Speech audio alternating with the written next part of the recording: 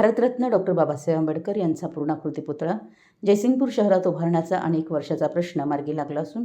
शासनाकडील सर्व विभागाच्या रीतसर मान्यता घेऊन शहरातील सांगली कोल्हापूर रोडवरील एसटी स्टँड समोरील जागेत भारतरत्न डॉक्टर बाबासाहेब आंबेडकर यांचा पूर्णाकृती पुतळा आणि त्यांचे दैदिप्यमान कर्तृत्व दर्शवणारी भीमसृष्टी उभी राहत आहे. हा परिसर अतिशय प्रेरणादायी आणि जयसिंगपूर शहराच्या सौंदर्यात भर घालणारा ठरेल असे उद्गार आमदार राजेंद्र पाटील यड्रावकर यांनी काढले. डॉक्टर बाबासाहेब आंबेडकर पूर्णाकृती पुतळा व भीमसृष्टीच्या पायाभरणी शुभारंभ जयसिंगपूर विहारातील आदरणीय भंते यश काश्यपयन यांच्या प्रमुख उपस्थितीत आमदार राजेंद्र पाटील यड्रावकर यांच्या हस्ते करण्यात आला. यावेळी ते बोलत होते.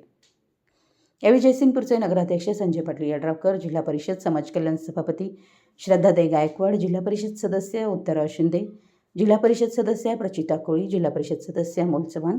पंचायत समिती सभापती मिलिंद कुरणे, उपसभापती मनीषा कदम, अमरसिंह माने पाटील, रामचंद्र डांगे, कुरुंदवाडचे उपनगराध्यक्ष दीपक गायकवाड, अक्षय आलासे, रणजित कदम, सुभाष सिंह राजपूत, प्रताप उर्फ बाबा पाटील, विजयसिंह माने देशमुख, जयसिंगपूरच्या उपनगराध्यक्ष अनुराधा आडके, मुख्याधिकारी श्रीमती टीना गवळी, सर्व आजी माजी नगरसेवक नगरसेविका, पंचायत समिती सदस्य प्रवीण देसाई, फैजल पटेल, अविनाश पाटील, बाबा सोवनकोरे, सीमा म्हैसाळे, रमेश बापू शिंदे, समन्वयक सुरेश कांबळे,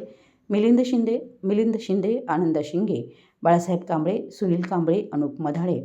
सूरज शिंगे, विकास कांबळे, बी आर कांबळे, जय कडाळे, सुनील कुरुंदवाडे, धमपाल ढाले, सेनापती भोसले,